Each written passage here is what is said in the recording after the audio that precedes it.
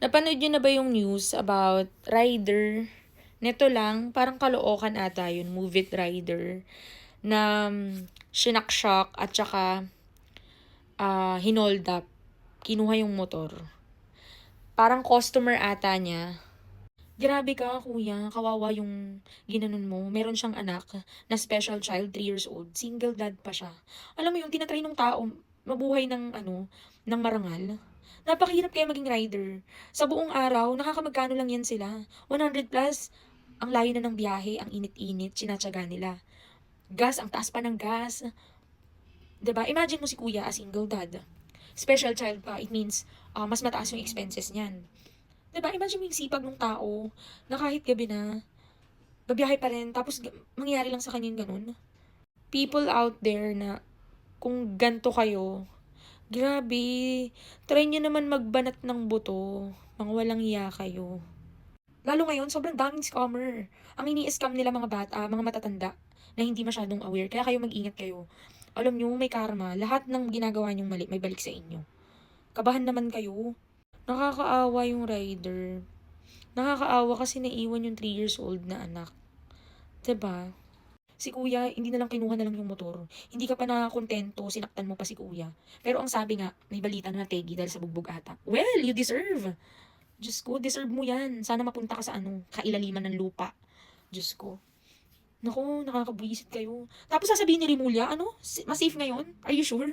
Safe ngayon? Nasaan ka ba? Saan ka ba ng lupalop ng mundo to? Yung sinasabi mong safe ngayon. 80-80 ka ba o hindi ka nag-iisip? O si Miss Risa, asin yung pinaglalaban mong human rights. No? Mas okay pa dati. Na ang binabalita, patay si ganyan, na adik, patay si ganun. Na hold upper dati, magnanakaw dati. Patay si ganyan. 'Di ba? Kesa ngayon.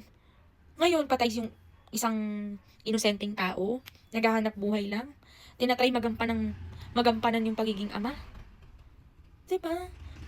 Kung kaya ng ibang tao, kaya nyo rin dapat. Ang lalakas ninyo. Meron nga dyan, ang daming nangangalakal, matanda na, hindi na makalakad, uugod-ugod, pero tinatry pa rin nilang mabuhay sa marangal na trabaho. Kayo, ang lalakas ninyo, ginagamit nyo yung lakas nyo sa pang-hold up. Grabe. Tapos sasabihin ng mga, mga public, officials na safe ngayon. Mas na-lessen yung ano ang na-lessen? Mas na-lessen yung negative na balita. Mas madami kasi ngayon. Diyos ko, ayusin niyo naman yung mga trabaho ninyo. Kaming mga taxpayer, yung mga tax na kinakaltas ninyo per sahod, pambayad na ng bills. 'Di ba? Kawawa kaming mga middle class eh. Walang ginawa kundi magtrabaho, tapos kakaltasan nyo ng ganun, tapos ganyan yung trabaho na ibibigay nyo sa amin. Kasi kayong mga public officials, wala kasi kayong iniintindi kundi yung mga personal interest ninyo, politika. 'Di ba? Wala naman talaga kayong pakialam eh. Kasi kung may pakialam kayo, Diyos ko, hindi tayo ganito. Tapos yung isang tao na may paki sa atin, syempre, ganun talaga, takot kayo eh. Anyway, nakakainis. Nakakaawa kasi, hindi ko naman kilala yun, pero 'di ba? Isipin nyo, magkakaroon pa ba kayo ng concern kapag marirealize nyo yun kapag nangyari na sa inyo? You need to wait na mangyari sa inyo bago nyo ma-realize yung impact? Diba nakakatakot na ngayon? Meron pang isa, yung girl, yung hinold up siya. Katirikan ng araw, 12 p.m. Papunta siya ng parking, napanood nyo na ba yun? Si ate girl, medyo maganda siya. Sexy, petite. Hinold up siya. Oh, sa sarili niyang sasakyan. Muntik pa siyang, alam mo na, nakatakas lang siya. Sasabihin nyo safe ngayon. Sa Angeles City ata yan, sa Pampanga. Tapos safe ngayon? Ha, Rimulya, saan ka ba banda? Nasa Pilipinas ka, 'di ba? Hindi mo nakikita. Safe daw ngayon, tapos si ate girl na pinaglalaban yung human rights. Alam mo, sana maranasan mo para ma-feel mo kung ano yung pinaglalaban mong human rights. Human rights ng mga walang kwentang tao.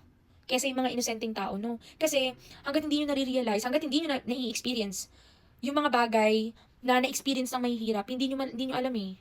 Kaya nagsasalita kayo ng, ayan, na parang feeling nyo na, kunwari, concern kayo sa tao. No. Concern kayo sa personal interest ninyo. Na pinag-aagawan nyo pinag-aagawan yung pwesto sa public. Bakit? 'Di ba? Oh, of course, alam niyo na yan. Wala lang, galit na galit, no? Nakakainis. Ang dami ko kasing time eh. Ay, nako. People out there, mag-ingat kayo kasi ang dami-dami na ngayon. Hindi na safe ngayon yung Pilipinas. Regardless of the time, Diyos ko. Kahit tanghaling tapat. Kaya dapat, meron kayong awareness sa bag ninyo, sa mga places, 'di ba? Kung kaya naman magpasundo, magpasundo na lang. Kasi nowadays, hindi talaga safe. Lalo sa mga girl, 'di ba? Ayun lang, guys.